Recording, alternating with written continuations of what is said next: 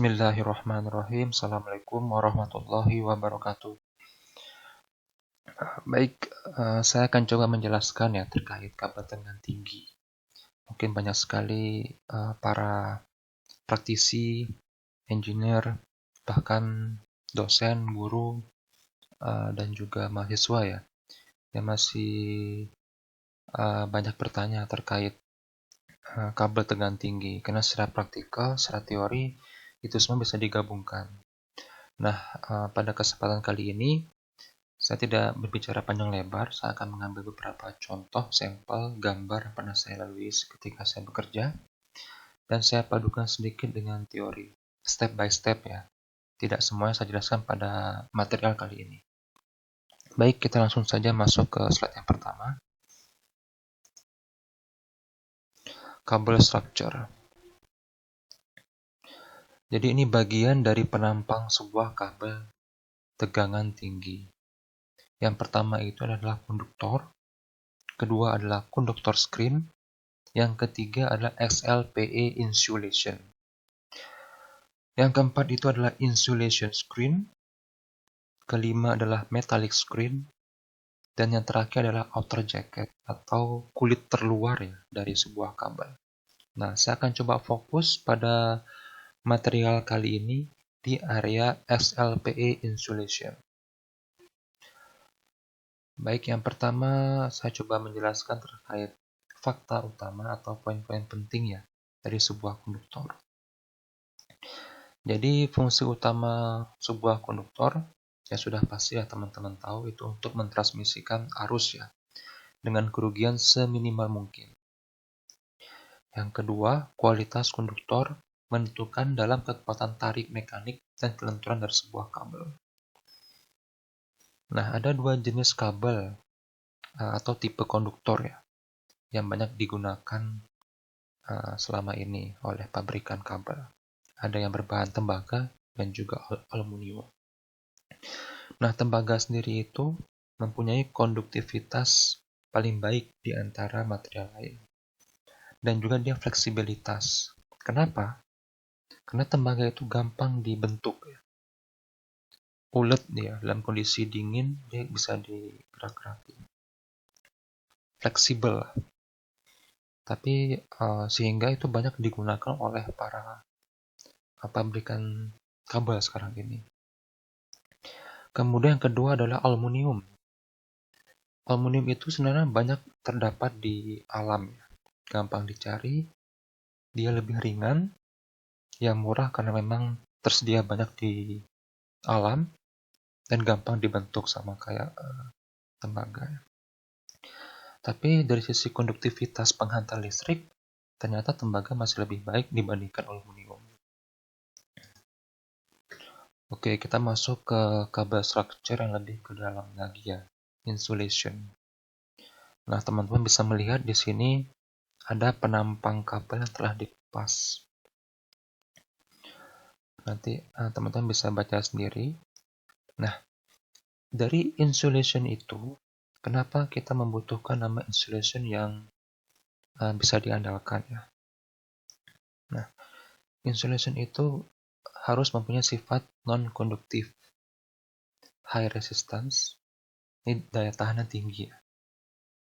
Resistance ini artinya impact, benturan dia tinggi. Kemudian dia juga mempunyai kekuatan tinggi dalam menahan tegangan tinggi ataupun arus tinggi ketika dia dioperasikan oleh area-area yang memang membutuhkan distribusi tegangan tinggi ya. Dan yang pasti dia mempunyai sifat penghantar panas yang sangat baik, sehingga dia tidak mudah terbakar dengan efek dari tegangan tinggi yang cukup besar tadi ya. Atau mereka sebutnya electrical stress. Nah, dari semua itu ternyata selama ini dan hasil penelitian lah ya, ternyata XLPE atau XLP insulation kepanjangan adalah synthetic cross-link polyethylene. Itu yang paling banyak digunakan oleh pabrikan kabel. Dia jadi isolasi kabel terbaik dia bisa menghantarkan menjadi sebuah material non-konduktif di antara tegangan tinggi, kurang lebih di antara 66 kV sampai 230 kV. Nah, kenapa sih SLP itu menjadi yang terbaik ya, di antara semuanya? Di sini ada tabel dielectric constant. Jadi di antara semua ini ada area vakum, air, atau udara ya maksudnya. Sampai ada yang terakhir, itu ada yang sifatnya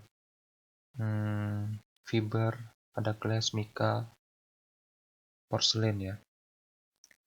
Jadi yang vakum air ini memang banyak dipakai untuk, atau oil ya, paper juga kayak mica. Itu banyak dipakai untuk komponen tegangan tinggi seperti trafo, pendingin trafo itu seperti oli, vacuum circuit breaker, air circuit breaker. Dan mereka punya sifat dielectric constant dalam insulating material ya. Nah, kabel sendiri kan memang sifatnya itu harus digelar ya. Digelar di bawah tanah, ditarik-tarik, digulung dalam sebuah aspal istilahnya. Dan dia sifatnya itu harus fleksibel gitu. Dan kita nggak mungkin pabrikan itu memasang insulation seperti fiber dan glass mica. Itu sifatnya gampang pecah kan. Apalagi kayu, porselen kan, atau keramik, nggak mungkin. Itu mungkin dipasang untuk insulation tegangan tinggi mungkin di distribusinya, di trafo mungkin ya, di tiang listrik, itu mungkin bisa. Nah, SLP ini mempunyai keunggulan isolasi yang cukup baik, tapi dia juga mempunyai mekanika properties yang sangat baik dibandingkan bahan isolasi lainnya. Dia punya daya tarik yang tinggi, daya elongasi, dan tahan benturan. Anda tahu sendiri kan ketika kabel itu dimasuk dalam tanah, ya pasti kontraktor tidak akan melihat atau berhati-hati ya dalam memasang atau menanam kabel tersebut. Kemudian dia mempunyai daya tahan terhadap suhu panas dan lingkungan yang sangat baik. Artinya dia anti-agingnya cukup baik gitu. Puluhan tahun di dalam tanah itu masih kuat gitu. Tidak mudah rusak terhadap kontaminasi air mungkin ada zat-zat lain yang di area kimia ya, di area tanahnya, ataupun cuaca yang mungkin di luar tanah.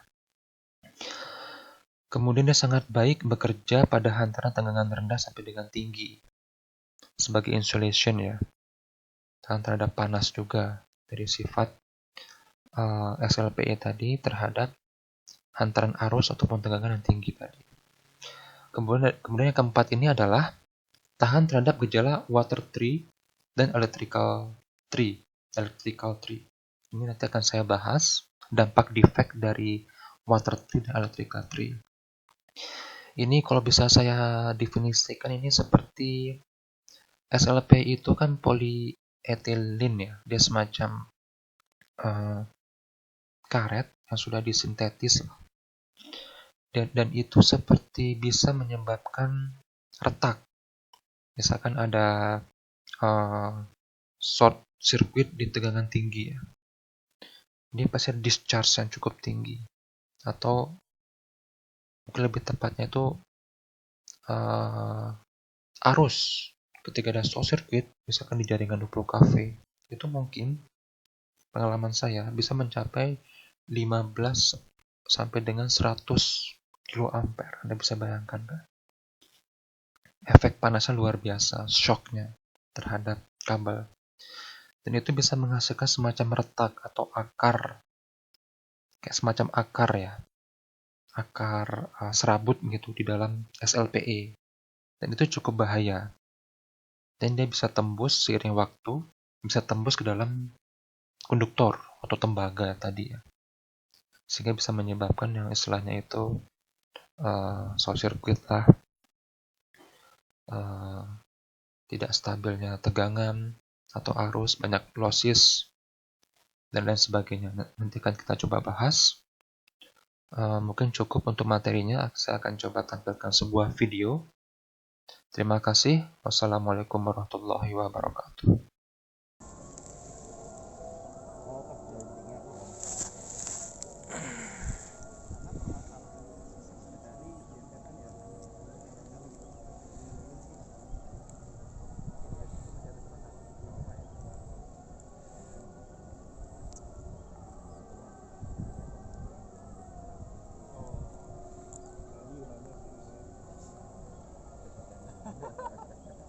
pertimbangan estetika juga Pak ya.